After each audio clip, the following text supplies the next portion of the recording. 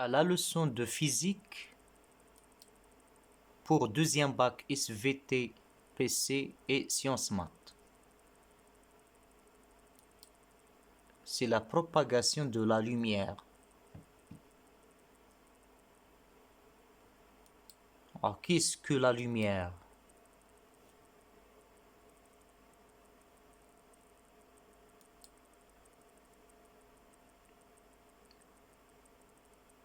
On va suivre le plan suivant. La propagation rectiligne de la lumière, la propagation ondulatoire de la lumière, étude théorique de la diffraction par une fente, propagation de la lumière dans les milieux transparents, la lumière monochromatique, la lumière polychromatique, enfin réfraction de la lumière, la loi de Descartes, réfraction par un prisme.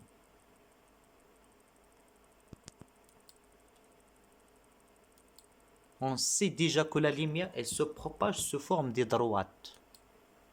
Ce sont des rayons lumineux.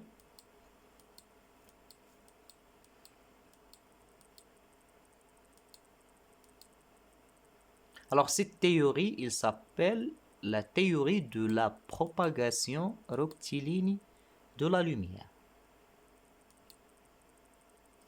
C'est-à-dire la lumière se propage sous forme des rayons lumineux.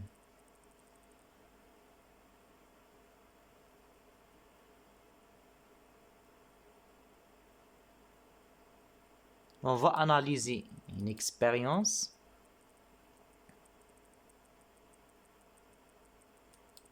On a un laser,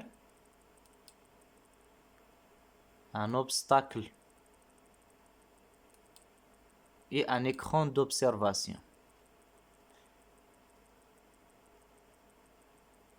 On va faire un petit trou sur l'obstacle.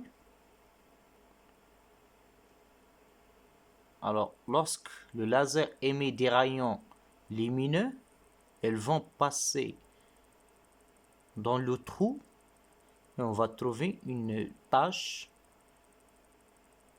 de lumière sur l'écran. Donc ça, c'est ce qu'il prévoit la théorie de la propagation rectiligne de la lumière. C'est-à-dire sur l'écran d'observation, on va trouver une tache de lumière. La théorie de la propagation rectiligne prévoit une tache lumineuse.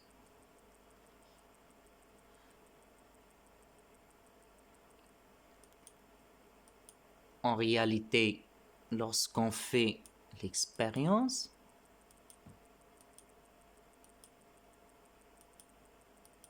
on a trouvé ce n'est pas une tache, mais des cercles de lumière. On a la tache centrale et des cercles de lumière. Ce sont des anneaux de lumière. Alors, la théorie de la propagation rectiligne de la lumière n'est pas capable d'interpréter l'observation. La théorie de la propagation rectiligne n'explique pas l'observation des anneaux sur l'écran d'observation, mais elle prévoit une seule tâche. Alors, qu'est-ce qu'on va faire? Alors, pour expliquer l'observation, il faut chercher une autre théorie, c'est-à-dire changer notre compréhension sur la propagation de la lumière.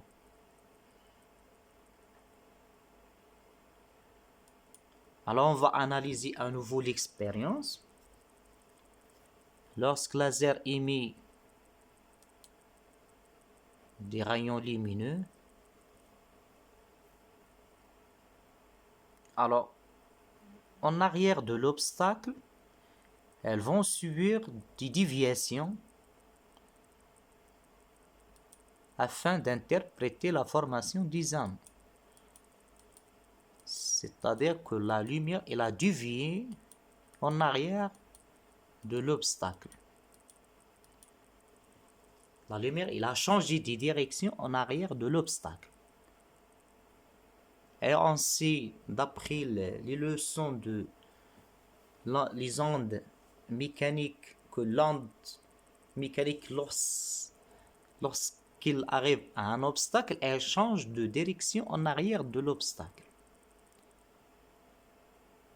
C'est-à-dire aussi que la lumière, il a subi une diffraction parce qu'il a changé de direction en arrière de l'obstacle. Alors, il subit une diffraction. Puisqu'il subit une diffraction, il faut admettre que la lumière, c'est une onde.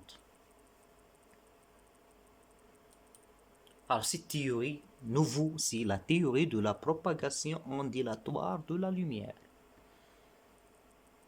On a montré que la lumière, c'est une onde, car pour interpréter la formation des anneaux,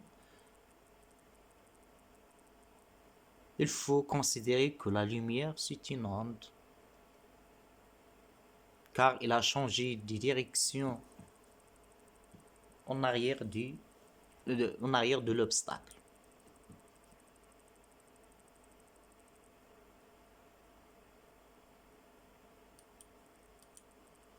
Alors la lumière, c'est une onde qui se propage dans les milieux transparents et aussi dans le vide. Donc ce n'est pas une onde mécanique, parce que les ondes mécaniques ne se propagent pas dans le vide. Il s'agit d'une onde électromagnétique. Alors il a une célérité C égale à 3 × 10⁻8 mètres par seconde dans le vide. Il a une longueur d'onde, lambda, et il a une fréquence F comme les ondes mécaniques. Et il y a une relation entre la vitesse de propagation, la longueur d'onde et la fréquence F. C'est égal à lambda fois F. C'est égal à lambda fois F. C'est en mètres par seconde. Lambda en mètres et la fréquence en hertz.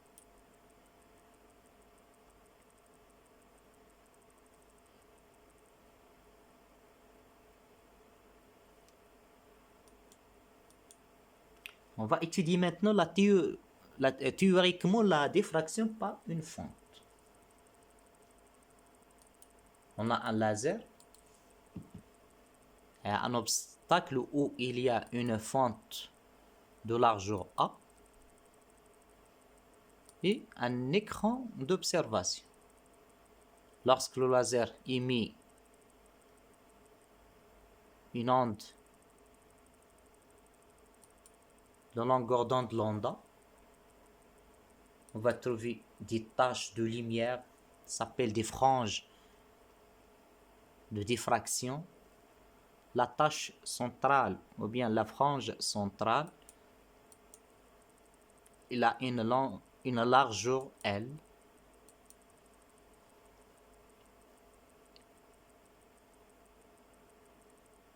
Alors on va étudier ce document dans un plan laser.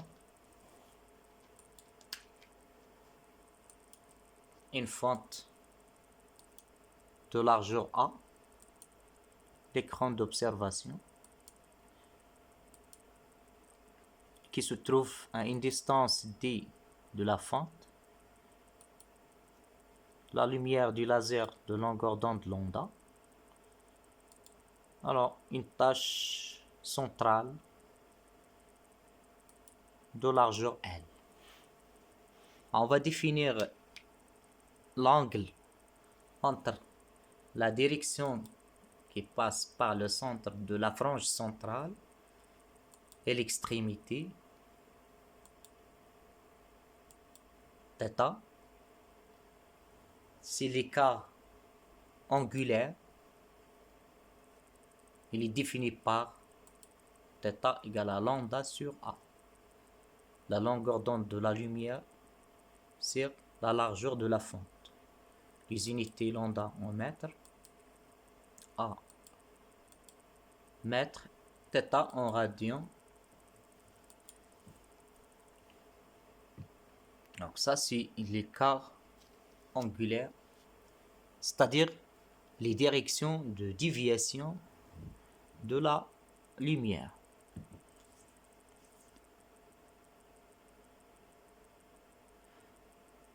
Alors on a ici un triangle. On va utiliser tangente θ, c'est cette distance L sur 2 sur grande distance D. Donc, tangente θ égale à L sur 2D. À peu près égal à θ, on va considérer que l'angle θ est faible, c'est-à-dire des petites déviations. Mathématiquement, tangente θ égale à θ. Et on a θ, l'écart angulaire égal à lambda sur A. Alors, on va trouver que lambda sur A, c'est L sur 2D. Et on va déduire, par exemple, A, la largeur de la fente, égale à 2D sur L fois lambda. Alors, cette équation, c'est l'équation de la diffraction par une fente.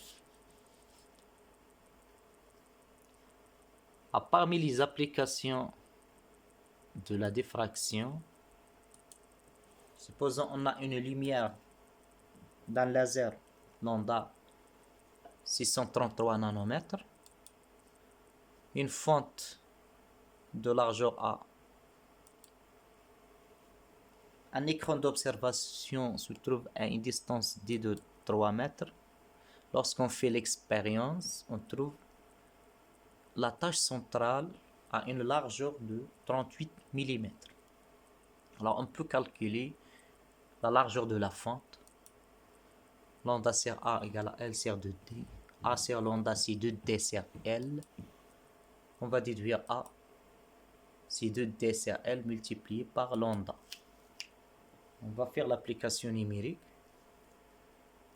On a ici 2 fois 3 sur 38 mm, c'est-à-dire 10 moins 3, fois 633 fois 10 moins 9, c'est-à-dire nanomètres, égal à 10 moins 6 mètres. C'est un micromètre. Vous voyez, on a mesuré une distance de 1 micromètre en utilisant le phénomène de diffraction de la lumière. C'est parmi les applications.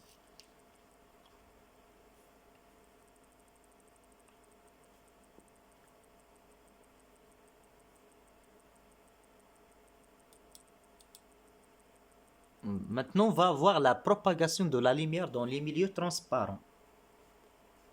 Pour cela, on va définir un indice.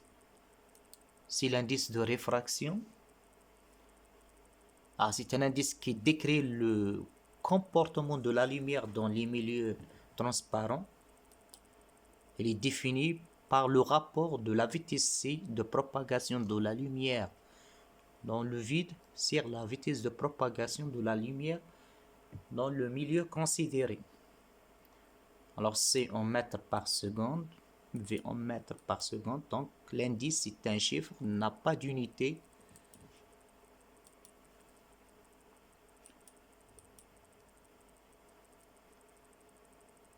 On va donner quelques exemples. On a les milieux, l'indice N. Le vide, il a un indice de réfraction 1. L'air, 1,003. L'eau, 1,33. Le verre, 1,5. Alors vous voyez que le vide et l'air à peu près ont même indice de réfraction. On va considérer le vide, c'est la même chose que l'air dans les exercices.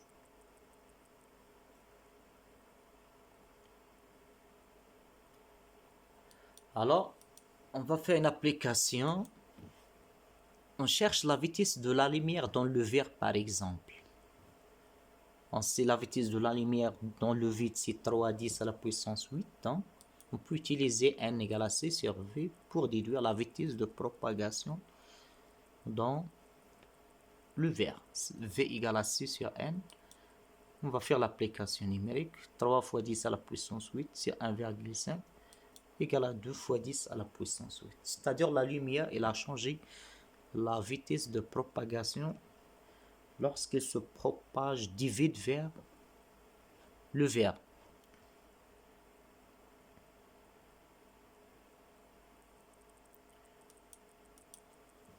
Lumière monochromatique. Alors, tout simplement, c'est une lumière où elle a une seule fréquence, F.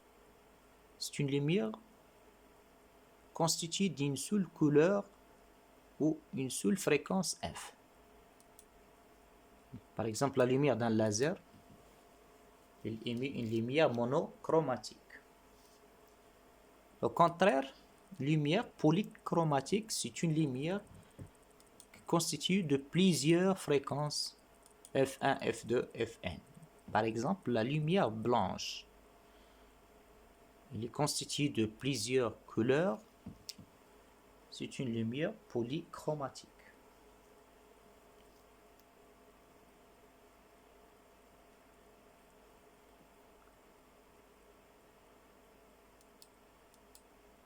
On va voir maintenant la propagation d'une lumière monochromatique dans les milieux transparents. Supposons on a une lumière monochromatique et elle va changer des milieux. Alors on va voir son comportement. Voilà le vide d'indice 1. Et on a un milieu 1 d'indice de réfraction N1, un autre milieu 2 d'indice de réfraction N2. Lorsque la lumière se propage dans le vide, donc il a la longueur d'onde lambda 0, la célérité c et la fréquence f. Lorsqu'il change le milieu de propagation, c'est-à-dire milieu 1, il va changer sa longueur d'onde, il devient lambda 1. Sa vitesse de propagation, c'est V1, mais la fréquence reste constante. C'est une lumière monochromatique, ne change pas de fréquence. Il a une seule fréquence. Alors maintenant, lorsque la lumière se propage du milieu 1 vers un autre milieu 2, de la même façon, elle va changer la longueur d'onde.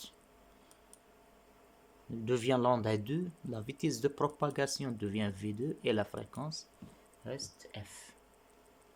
Ça, c'est le comportement d'une lumière monochromatique dans différents milieux.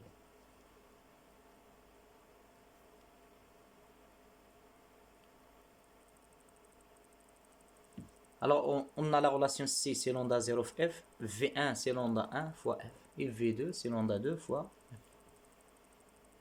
On va déduire la relation entre la longueur d'onde et l'indice de réfraction. On a C, c'est lambda 0 fois F.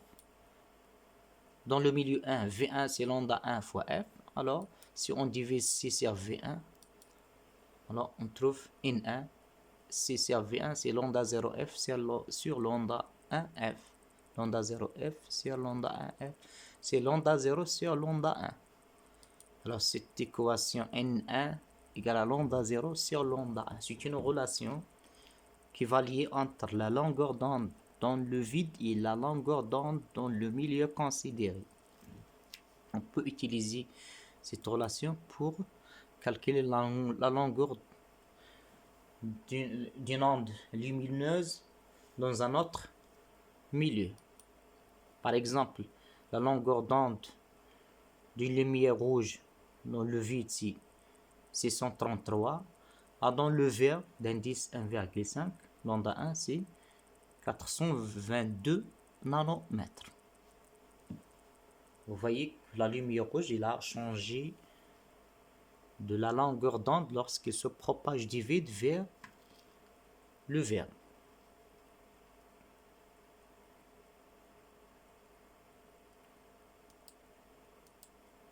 Application. Supposons on a une lumière rouge. Alors dans le vide, il a une longueur d'onde 633 nanomètres. Dans le vert, on a calculé la longueur d'onde, c'est lambda 1. Lambda 0 sur N1, 633 sur 1,5, 422 nanomètres. Dans l'eau, la longueur d'onde c'est lambda 2, lambda 0 sur N2, 633 sur 1,33, c'est l'indice de réfraction de l'eau. Alors égal à 476 nanomètres.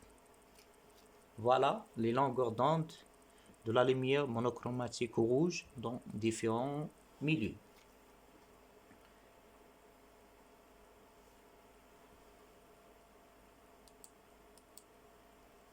Maintenant, on va étudier la réfraction d'une lumière monochromatique. On va voir la loi de Descartes. Alors, on a l'air d'indice 1. On va considérer l'air comme le vide d'indice 1. Un milieu transparent d'indice n. On va prendre la normale, la droite normale à la surface de séparation entre les deux milieux, l'air et le milieu. Ça, c'est la normale à la surface de séparation. Lorsqu'un rayon incident, il est incident d'un angle d'incidence I, au point de rencontre entre la surface de séparation, il subit une réfraction. Elle va changer de direction, il subit une réfraction. Ça, c'est le rayon réfracté et l'angle de réfraction R. Alors, Descartes, il a trouvé une relation entre l'indice de réfraction dans l'air et l'angle d'incidence et l'indice de réfraction dans ce milieu et l'angle de réfraction. 1 fois sinus I égale à N fois sinus R. Ça, c'est la loi de Descartes. 1 fois sinus I égale à N fois sinus R. Alors, on va utiliser cette loi pour étudier la réfraction dans le prisme. La réfraction par un prisme. Voilà un prisme.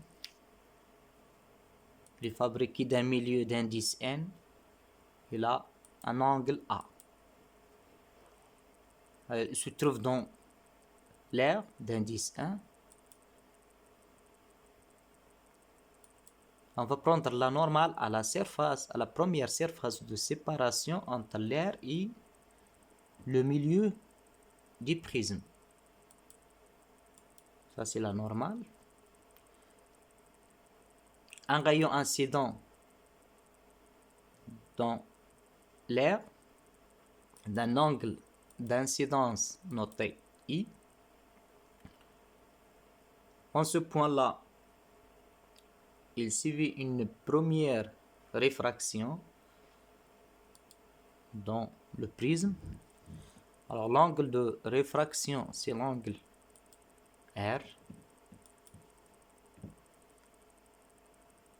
Donc, la loi de Descartes, en ce point-là, il dit 1 sinus I, c'est N sinus R. Et la lumière, elle va continuer sa propagation à l'intérieur du prisme jusqu'à ce point. On va prendre la normale à la surface de séparation entre les deux milieux. Donc, en ce point, il subit une réfraction, une deuxième réfraction. L'angle d'incidence à l'intérieur du prisme, noté R'. Et il va suivre une réfraction d'un angle de réfraction I'. La relation de Descartes ici, n sinus R' égale à 1 sinus I'. Là, on a deux relations de Descartes et deux relations géométriques pour trouver 4 relations des prismes. La première relation sinus I égale à 1 sinus R. 1 fois sinus I, c'est sinus I égale à 1 sinus R. 1 sinus R. Deuxième relation, n sinus R' égale à 1 fois sinus I'. C'est-à-dire sinus I', c'est n sinus R'. Sinus I' égale à n sinus R'. Ça, c'est les deux relations de Descartes. Géométriquement, on peut montrer que cet angle A, l'angle du prisme, égal à R plus R'. C'est la troisième relation, A égale à R plus R'.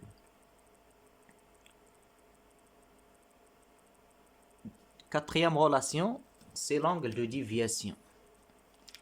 C'est l'angle entre la direction des rayons incidents et la direction des rayons réfractés.